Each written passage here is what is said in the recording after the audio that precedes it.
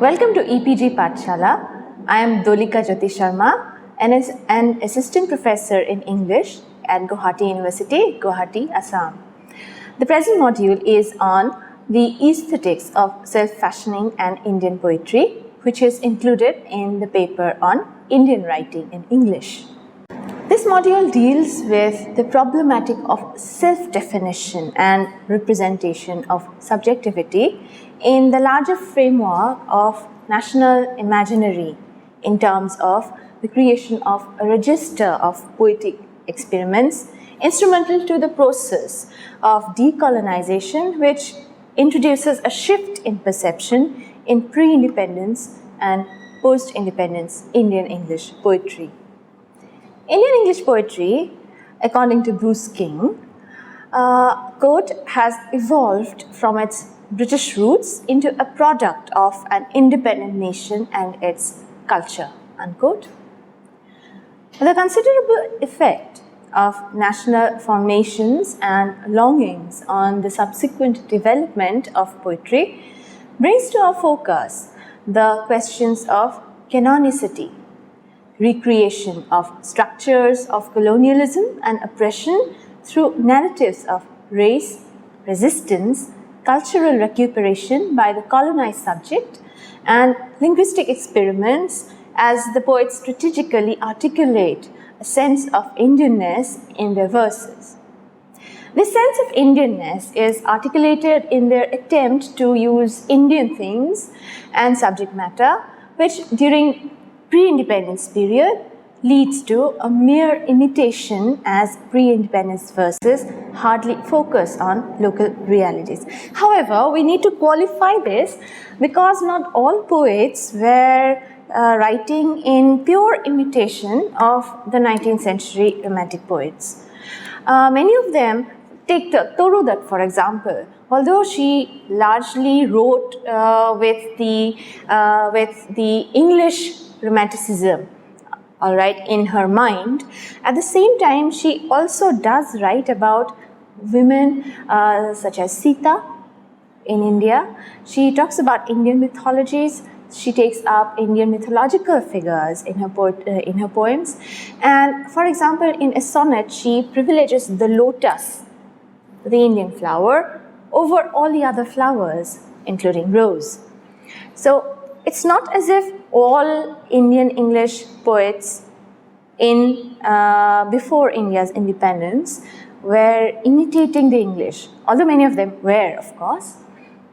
But many critics like Bruce King, they have made this distinction between pre-independence Indian writers in English, primarily poets who were more influenced by British Romanticism, and the post-independence Indian writers in English who had by that time actually moved out wholly out of the shadow of British English writing. So unlike the post-colonial writers using local themes in a colloquial manner, thereby inscribing a direct contact with reality, the attempt of their predecessors to integrate an alien idiom to an Indian environment is largely marked by taking recourse to borrowed European imagination to assert a national imaginary. This much is pretty much there.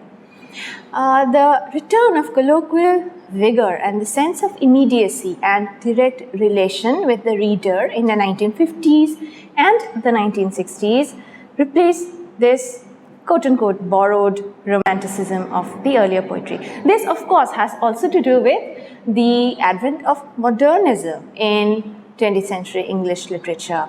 So in English as such has become more simplified, more direct, has got away from its ornate nature since the 20th century. An increasing awareness of the self and locale of modern India is also visible in the poetry of the 1950s and the 1960s. The new poetry is marked by the experience of an urban environment, a sense of immediacy, subdued nostalgia, critique of stereotypical representation of India, thereby leading to a major shift of perspective in the poets writing during this time.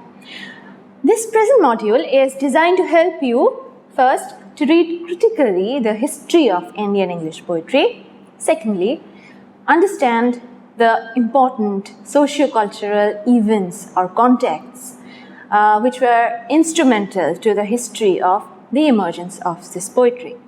Thirdly, position the major poets in their proper historical context.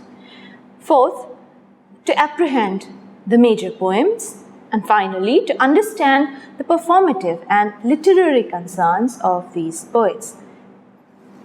Now, if we talk about the beginnings of Indian poetry, we cannot forget to mention Henry Louis Vivian Derozio, born in 1809 and passing away in 1831. Derozio was a Eurasian poet of Portuguese origin, and he was educated at the Drummond's Academy. He is hailed as the first major Indian poet. Commonly viewed as the representative of the early phase of the Anglo-Indian educational encounter, Derozio's verses are characterized by a sense of political commitment, romantic idealism, social critique, reformist zeal, as expressed in The Fakir of Janghira, a metrical tale and other poems, published in 1828, as well as in his collection of poems published in 1827. The influences of the British Romantic poets, especially Byronic melancholy, are visible in his verses like The Harp of India, The Golden Vase, the sonnet to the pupils of the Hindu College, because of course Derozio taught at Hindu College, Don Juanics, etc. The Fakir of Janghira narrates the tragic tale of the Sati Nalini, who is rescued by a former lover now known as the Fakir, only to be a widow again when the Fakir is killed in the ensuing fight. Kasiprasad Ghose, who lived from 1809 till 1873, wrote The Shire or Minstrel and other poems, published in 1830, and his verse is imbued with the influences of the romantic lyrics of the Cavalier poets, the moralizing note of neoclassical poetry. Like Derozio, his poetry is also replete with the influence of the British Romantics, although he attempts to fuse Indian material in his poetry about Hindu festivals, for example, thereby offering a native note to his verse.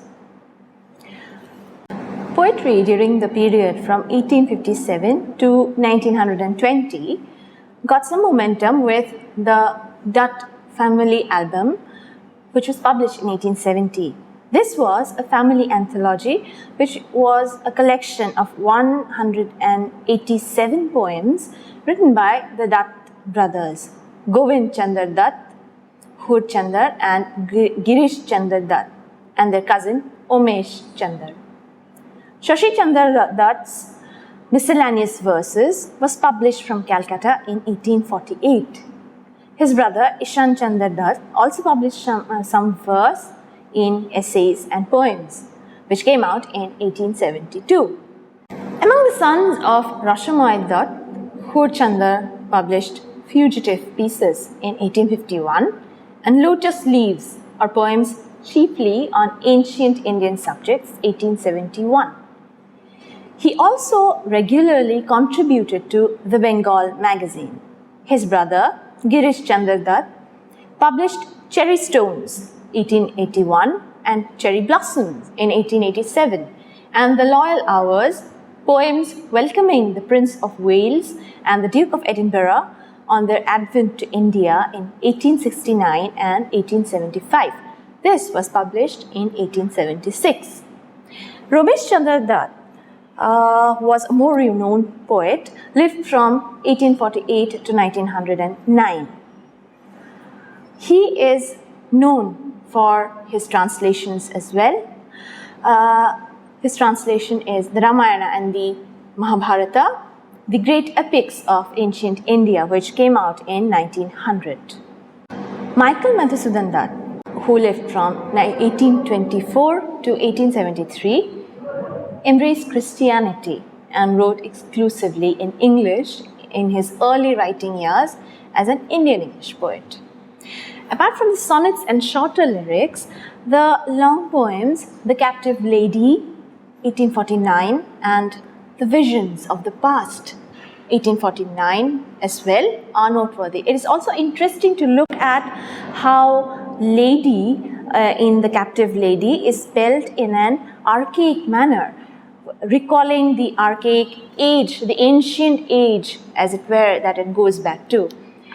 This particular poem, The Captive Lady, narrates the tale of Prithviraj, that Prithviraj Chauhan, the Rajput king, and his amorous adventures. And the second poem, written in blank verse, records the theme of temptation and fall of man and his subsequent redemption. Around this time, there were some other poets writing too. Behramji Malabari, 1853 to 1912, explored occasional verses in The Indian Muse in English garb, published in 1876. Manmohan Ghosh, who is again a very renowned poet, lived from 1869 to 1924 and is noted for his verses exploring the themes like romantic longing, celebration of nature in particular.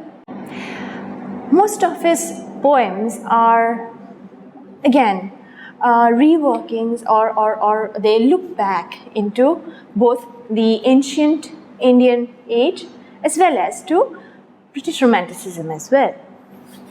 Some of his important works are Primavera, published in 1890, Love Songs and Elegies, 1898, Songs of Love and Death, 1926. Manmohan Ghosh began Perseus, the Gorgon Slayer, in 1898, which would later become his magnum opus, but he left it unfinished till 1914 when he completed it finally. Ram Sharma, a little known poet, but one who again goes back to the new classical period with his satire and his way of writing, lived from 1837 to 1918. In his Willow Drops, published in 1873-74, The Last Day, a poem in 1886, Shivaratri, Bhagavati Gita, Miscellaneous Poems, published in 1903, offers a poetic recreation of mystic experience. Sri Aurobindo, who was born in 1872 and passed away in 1950, is one of the central figures in Indian English writing. Aurobindo is noted for his philosophical, lyrical, mystical and epic poems.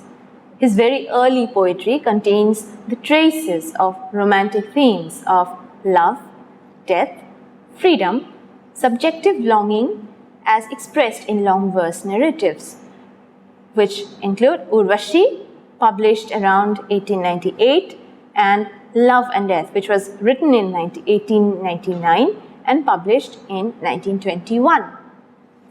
Songs to Murtila by Aurobindo Ghosh, which was published in 1898, shows the influence of the Greek and Latin classics and of English Romanticism, and gradually Aurobindo's verse began to show a growing mastery of English blank verse. Savitri, Aurobindo's most important and most well-known poem, published in 1950-51, is a narrative closely following the famous episode of the Mahabharata. It is a retelling of that famous legend of Prince Satyavan and Savitri, his devoted wife, who rescues him from death. The story is narrated in about 700 lines in the Mahabharata and is a saga of immortal love conquering death. During successive revisions, this legend became a symbol of Aurobindo's yoga. Rabindranath Tagore, who was born in 1861 and died in 1941, is hailed as the representative poet of India, the winner of the prestigious Nobel Prize for Literature, and is noted for collections like The Gardener, published in 1913, The Crescent Moon, again in 1913, Fruit Gathering, 1916, Stray Birds, 1916, Lover's Gift and Crossing, 1918, Fireflies, 1928, and the posthumously published Poems, 1942, and The Fugitive, which was of course published in 1921. Rabindranath Tagore translated the Gitanjali into English in 1912. His poems are preoccupied with the themes of romantic longing, trials and tribulations in human life, relationships between man and nature, devotional quest, spiritual struggle, quest for cultural identity, distrust of English language, love and death. Harindranath Chattopadhyaya was born in 1898 and died in 1990, is noted for his collection of lyrics influenced by the Romantic poets again, The Feast of Youth, Virgins and Vineyards in 1967. His verse is replete with direct echoes from Blake, Wordsworth, Shelley, Browning and Swinburne. An occasional surge of individuality distinguishes his poems. He published numerous volumes of verse, the more significant of which are The Magic Tree, 1922, Poems and Plays, 1927, and Spring in Winter, which was published in 1955. His themes are basically again romantic, nostalgic longing, melancholy, interrelationship between man and nature, passionate exploration of beauty, love and death, idealism and humanitarian compassion. Poetry in the period 1920 to 1947, of course, hardly projects any representative voice, as the most significant verses were written by the earlier poets like Sri Aurobindo and Rabindranath Tagore. They continued to produce poetry and their reputation was established before the Gandhian age, which in turn produced a group of followers or imitators. Consequently, the poets are basically categorized in two groups: practitioners of religious, mystical, philosophical, reflective verse, including the disciples of Sri Aurobindo, and the poets, on the other hand, mainly in the Romantic Victorian tradition, who have a wider range of themes and occasionally also try, rather half-heartedly, to experiment with modernism. To the school of Sri Aurobindo belong K.D. Setna, who published The Secret Splendor in 1941, Panjalal, who published Lotus Petals in 1943, Nalini Kanta Gupta with his To the Heights in 1944, Nirod Baran, who published Sun Blossoms in 1947, and Nishikanta with his Dream Cadences in 1947. In the context of authors exploring religious philosophical verse in general, J. Krishnamurti is one of the most famous. His The Search in 1927 and The Immortal Friend in 1928 document religious musings in free verse expressed in a poetic accent not developed fully. The group of poets influenced by British Romanticism, on the other hand, form a much larger group, and many of them were academicians of note.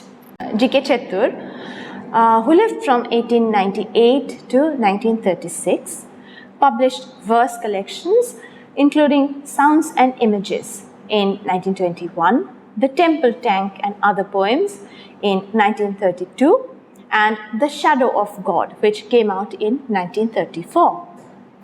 The sonnet was his forte, and he tried to excel in the sonnet form. but the literary consequences of this form as well as of the poet were pretty exhausted by then.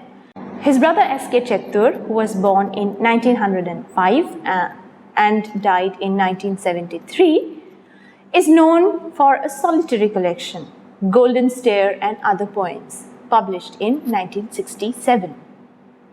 Armando Menezes, born in 1912, experimented with the mock epic in The Fund, which came out in 1923, and satire in The Emigrant, which came out 10 years later in 1933. V.N. Bhushan's 8 verse collections between Silhouettes 1928 and The Far Ascent, which came out in 1948, are again replete with the echoes of Romantic and Victorian poetry. Now, poetry since 1947 began to show certain very radically different characteristics. The language became very simpler.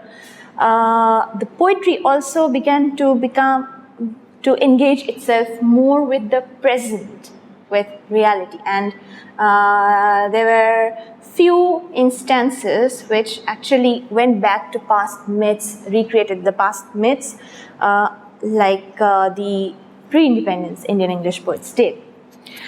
Nissim Ezekiel is one of the central Indian English poets writing after India's independence. Nissim Ezekiel was born in 1924. He is hailed as one of the new poets to emerge after independence, who deals with the legacy of the colonial encounter in his verse. Ezekiel's first 2 volumes, A Time of Change, published in 1952, and 60 Poems, 1953, appeared a few years after independence, followed by the third, which came out in 1960. The Unfinished Man, which came out again in that same year, and The Exact Name, which came out in 1965. Nissim Ezekiel seems to exhibit an obsessive preoccupation with a sense of alienation and estrangement, as well as a continuous pursuit of self-knowledge tinged with self-doubt, and this runs constant in his verse. His acute sensitiveness to the linguistic and cultural milieu leads to the experimentation with English as an Indian language. Background Casually, Night of the Scorpion are some of his famous poems. Now, Nissim Ezekiel is part of that group of writers who were actually influenced by modernism in English literature. And it is these aspects of modernism that Nissim Ezekiel also incorporates in his poetry.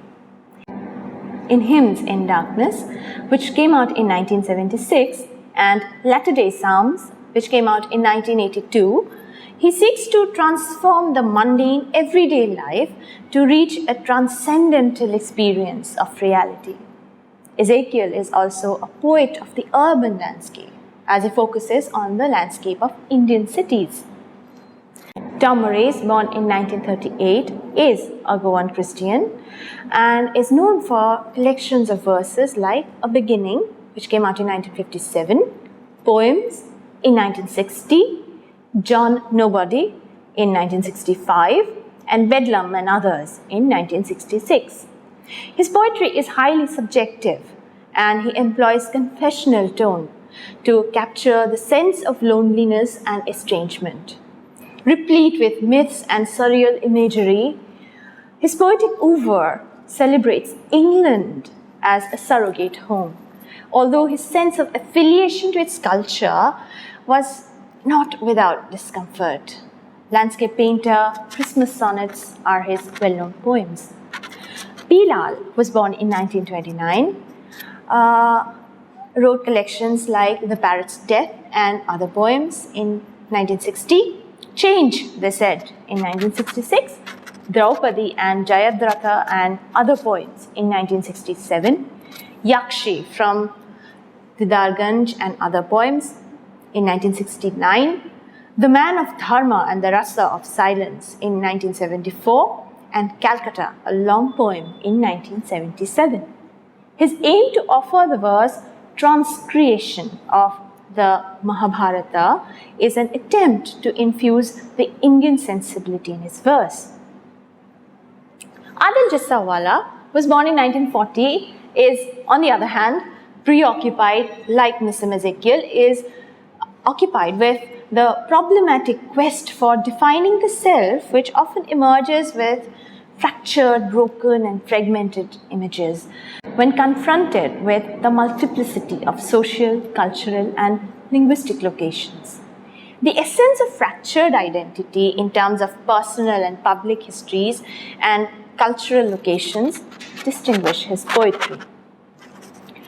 Land's End and Missing Person, which came out in 1962 and 1976 respectively, are polyphonic in nature, echoing this fractured identity that is so part of his poetry.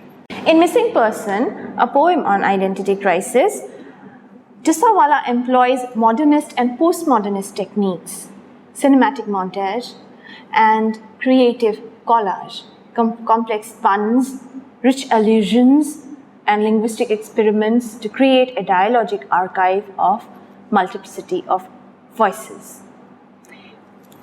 A.K.Ramanujan, who was born in 1929, questions cultural identity as he finds it, and this interrogation and exploration of cultural identity finds expression in A.K. Ramanujan in his poetry.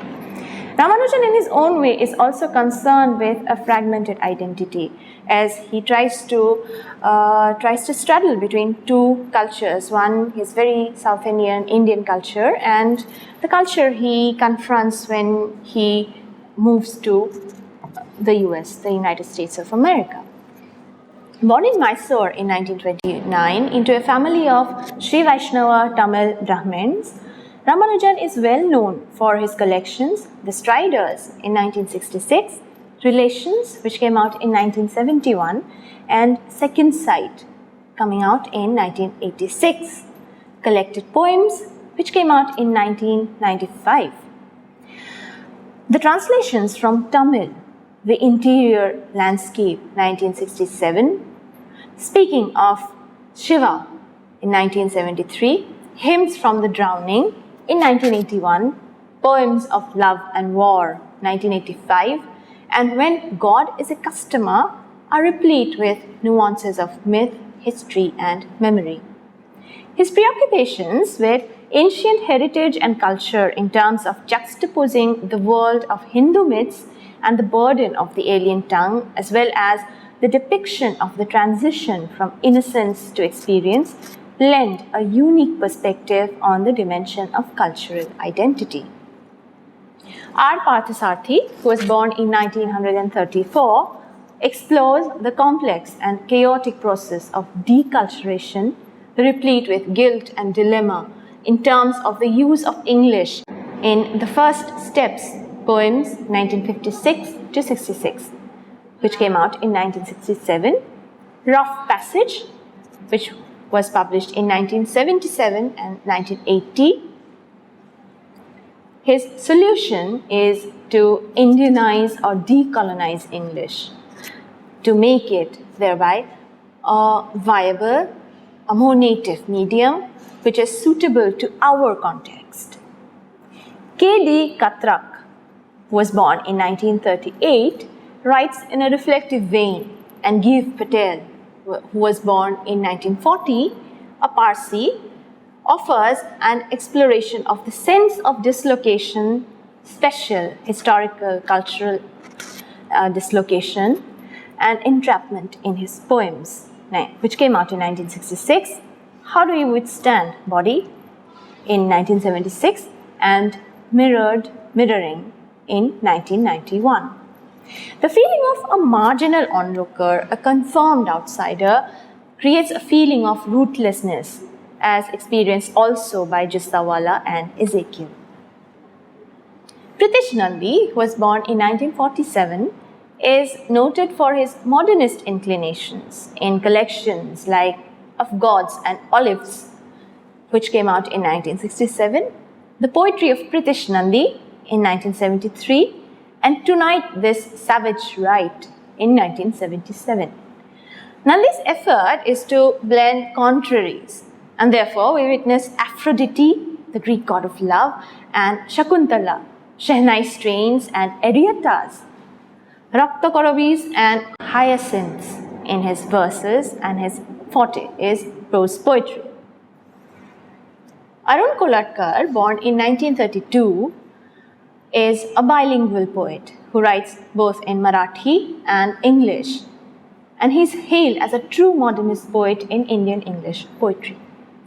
In the 36 sections connected in a narrative sequence employing metaphor of journey to the pilgrimage shrine of Khandova, situated near Pune, Kolatkar's Jejuri in 1976 creates a world of surrealistic imagery replete with the poet's mythopoeic imagination.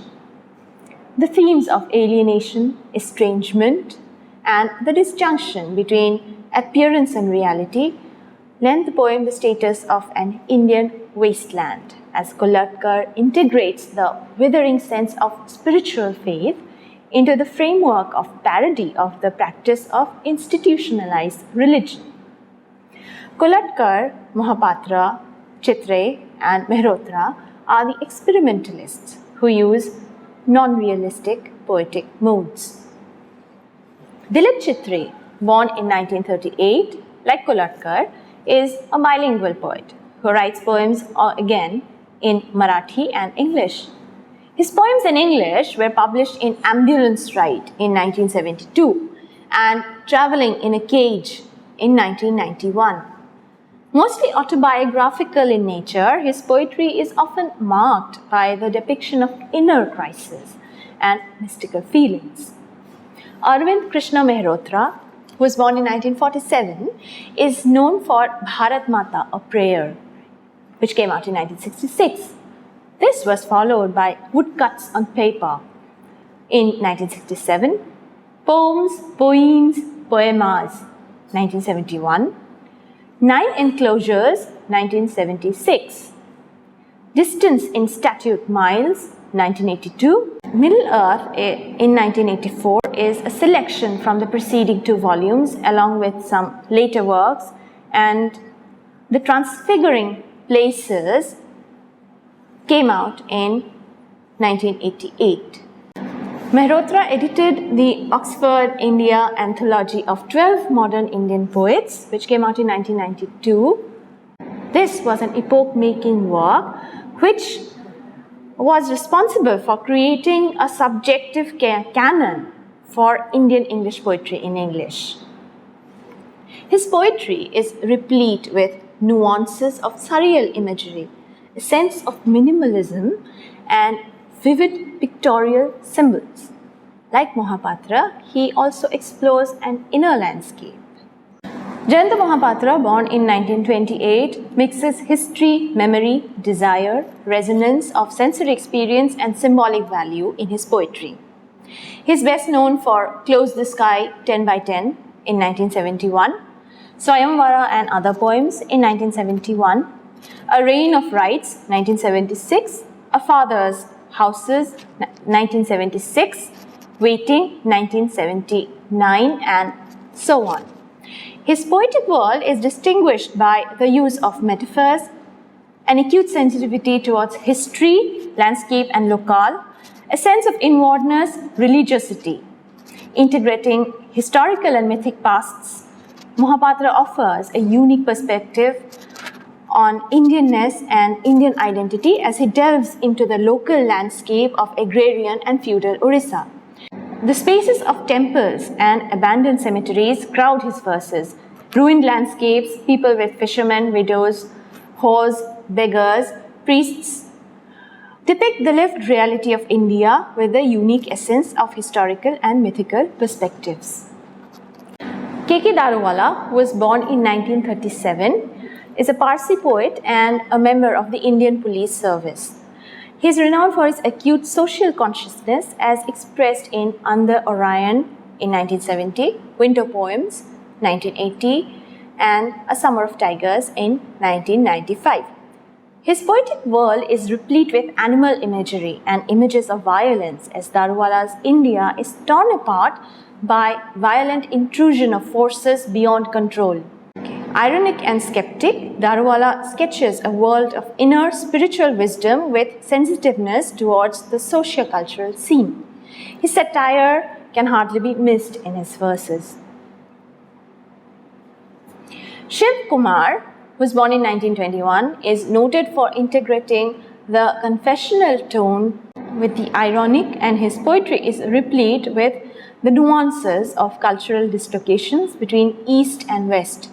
He also explores the sense of disjunction or split within the self, and the result is sarcasm as articulated in collections like Silences 1970, Subterfuges 1976 and Woodpeckers 1979.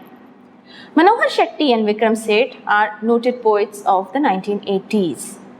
Born in Bombay in 1953, Manohar Shetty's A Guarded Space in 1981 and Domestic Creatures 1994 are replete with the nuances of inward retrospection and poetic experiments.